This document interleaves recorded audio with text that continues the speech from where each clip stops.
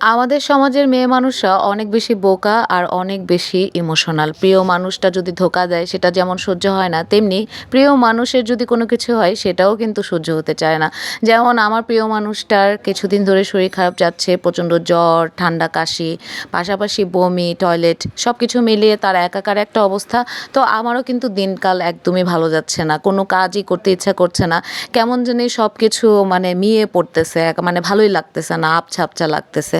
কেননা আমি কখনোই তাকে এভাবে দেখতে অভ্যস্ত না। আসলে কেউ কখনোই কোনো মানুষকে হয়তোবা এতটা অসুস্থ দেখে অভ্যস্ত থাকে না। হঠাৎ করে যখন অসুস্থ হয় তখন যতটা প্রিয় যার কাছে, তার কাছে ততটাই বেশি খারাপ লাগে।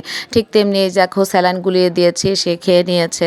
তারপরে আমি একটু আমার কাজগুলো নিয়ে বসার চেষ্টা করলাম। এই যে চটের বস্তা, এটা একটু সেলাই করে একটা পাপোশ বানানোর চেষ্টা করতেছি। জানি না এটার মধ্যে কি, কি ডিজাইন দিব।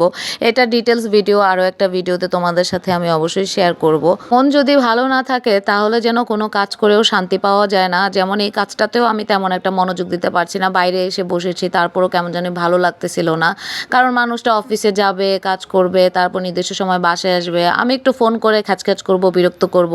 এইভাবেই যেন আমার দিনটা সুন্দর করে কেটে যায়। আর সেখানে আমি মানুষটাকে দেখতেছি যে আমার চোখের সামনে অসুস্থ হয়ে পড়ে আছে, ঠিক মতন কিছু খেতে পারছে না।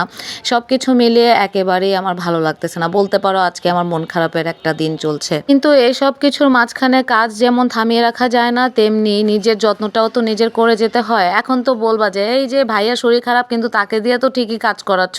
আমি আসলে চেষ্টা করতেছিলাম ওর একটু মানে শরীরটা যেন একটু ভালো লাগে, মনোযোগটা যেন অন্যদিকে সরে। সেজন্য বললাম যে তুমি একটু সেলাই করো তো, দেখি তুমি পারো কিনা। তো ও কিন্তু ভালো মতন করে একটা রো সুন্দর মতন করে সেলাই করে আমাকে দেখিয়ে দিল। আসলে ওকে আমি যে কাজই বলি না কেন সব কাজই ঠিক মতন করতে পারে। এই গুণটা আসলে কোথা থেকে পেয়েছে জানো? আমার শ্বশুর আব্বার কাছ থেকে। কারণ আমার শ্বশুর আব্বাকেও আমি দেখি আমার শাশুড়ি মাকে খুব মানে অনেক অনেক কাজে যথেষ্ট পরিমাণে হেল্প করে। যে কাজগুলো বলে ঠিকঠাক মতন করে দেওয়ার চেষ্টাটা সে অন্তত করে যায়। ছেলেরা কোনো কাজ করবে না, সব কাজ শুধু মেয়েরা করবে, এগুলো আসলে কোনো মানে কথা হতে পারে না। এগুলো সব কিছুই কিন্তু পারিবারিক শিক্ষার ব্যাপার। সব পরিবারে হয়তোবা শেখায় না, কিন্তু কিছু কিছু পরিবারে অবশ্যই এটা শিখায় যে তুমিও কাজ করবে, আমিও কাজ করব। এখানে কাজের ক্ষেত্রে কোনো ছেলে মেয়ে ভেদাভেদ নেই।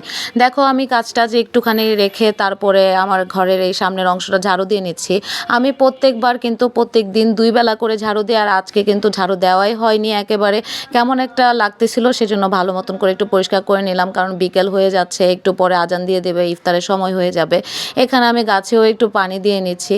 যত্ন তো সব কিছুরই করতে হবে। একদিকে যদি খেয়াল না রাখি আরেক দিক তো এমনিতেই বিনষ্ট হয়ে যাবে, তাই না? প্রায় সকল পুরুষদের কাছে সংসার মানে একটা ফুলের বাগান, আর মহিলাদের কাছে ফুলের বাগানের মালি তারা।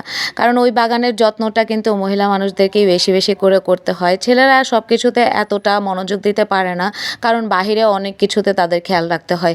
বড়ইগুলো আমি একটু শুকাতে দিয়েছিলাম। এগুলো আমাদের বাসার চালের কাছে একটা গাছ আছে।